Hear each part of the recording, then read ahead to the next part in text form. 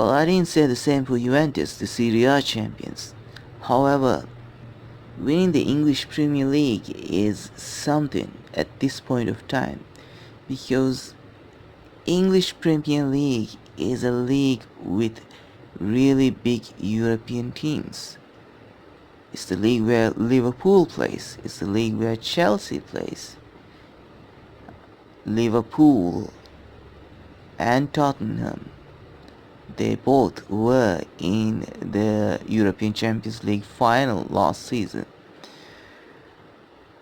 Chelsea and Arsenal were in the Europa League final last season.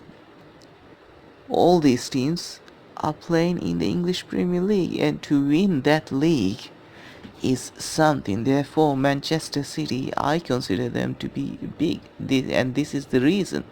It's not without reason that I consider Manchester City to be big. Manchester City won that league, the league with those big European teams. Manchester City didn't just only win that league, they won a double. Well, actually, a treble in England. They did win the FA Cup as well.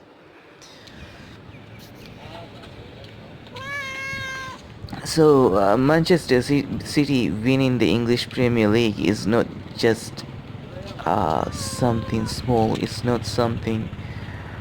It doesn't mean they are just a big team in England.